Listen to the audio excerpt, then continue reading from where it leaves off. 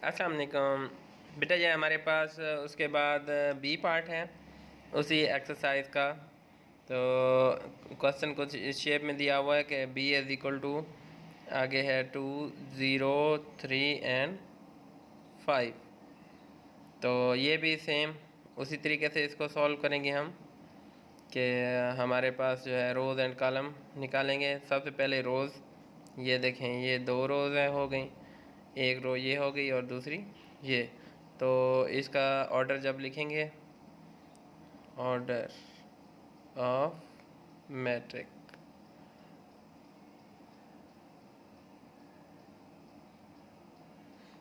तो 2 रोज़ हैं तो यहाँ पे हम 2 लिख देंगे। इसको बाय बोलते हैं, ठीक है। आप यूँ मल्टीप्लाई भी लिख सकते हैं और दूसरे तरीके से भी बी वाई बाय वाला बाय भी लिख सकते हैं। तो इसमें ये देखें कॉलम जो है, कॉलम भी इसके अंदर 2 कॉलम है, तो कॉलम भी 2 और रोज़ भी 2, 2/2। अच्छा, इसको यूँ भी लिख सकते हैं 2/2।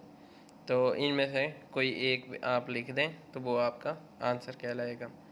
उसके बाद नेक्स्ट चलते हैं, उससे अगला जो पार्ट है, ठीक है। उसमें उसने दी हुई है सी की वैल्यू इज इक्वल टू, उसने एक मैट्रिक लिखा है और इसमें 2 और 4 लिखा हुआ है।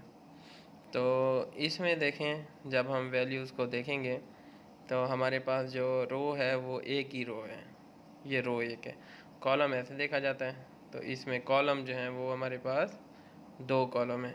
तो इसका जब ऑर्डर हम लिखेंगे तो रो हमारे पास एक है तो 1 लिखेंगे, कॉलम 2 हैं तो बाय 2 लिखेंगे, या आपकी मर्ज़ी है इसको आप और यूँ भी लिख सकते हो कि आपके पास जो है वो 1 बी वाई बाय 1/2।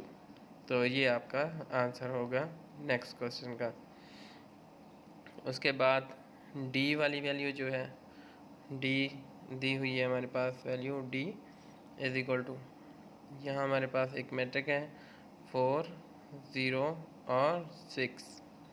तो इसमें देखें हमारे पास जो है ये एक रो हो गई, ये 2 रो हो गई और ये वाली तीसरी रो हो गई। तो ये 3 रो हो गए और कॉलम जो है इस पे कॉलम वो एक ही कॉलम है, ये देखें ये वाला। तो कॉलम एक ही है, रो हमारे पास जो है वो 2 हैं, सॉरी रो जो है वो हमारे पास 3 है, कॉलम एक ही है। तो सबसे पहले मैंने बताया था कि आप जब भी ऑर्डर लिख रहे हो तो सबसे पहले हमने लिखने हैं हमारे पास रोज़ कितनी हैं। तो 3 रोज़ हैं, 3 मल्टीप्लाई कॉलम कितना है 1, 3/1 ऐसे भी लिख सकते हैं, या आप ऐसे 3 लिख दें, बी वाई बाय लिख दें और 1 लिख दें। तो ये आंसर आपका हो सकता है। उसके बाद ई पार्ट दिया हुआ है, इससे आगे ई पार्ट कर लेते हैं। ई इज इक्वल टू, उसमें ए दिया हुआ है, फिर डी दी हुई है दूसरी, फिर बी दी हुई है वैल्यू, फिर हमारे पास ई दी हुई है, फिर सी है, फिर हमारे पास एफ़ है। ये हमारे पास है कुछ। तो सबसे पहले हम इसके अंदर रो निकालेंगे, ये फर्स्ट रो हो गई, ये सेकंड रो हो गई और ये थर्ड रो हो गई। 3 इसके अंदर रोज हैं, तो हम लिख देंगे 3 बाय लिखेंगे, ठीक है। आप इसके अंदर ढूंढेंगे कॉलम, कॉलम जो है इसके अंदर ये फर्स्ट कॉलम है और ये वाला हमारे पास सेकंड कॉलम है। तो 2 कॉलम हो गए, मल्टीप्लाई 2। इसको आप 3/2 भी लिख सकते हैं, ठीक है, 3/2। तो ये आपका आंसर है। उसके बाद लास्ट पार्ट रह गया इसका एफ़। एक हमारे पास मैट्रिक दिया हुआ है और उसके अंदर सिर्फ 2 लिखा हुआ है, ये सिर्फ 2।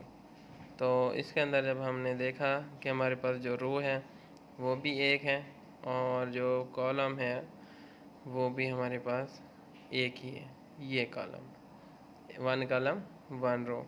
तो इसका जब हम मैट्रिक लिखेंगे तो 1/1 लिख लेंगे, या आप इंग्लिश में लिखना चाहें 1 बी वाई बाय लिख के 1 भी लिख सकते हैं। तो ये आपका क्वेश्चन नंबर 1 जो है वो कंप्लीट हो गया।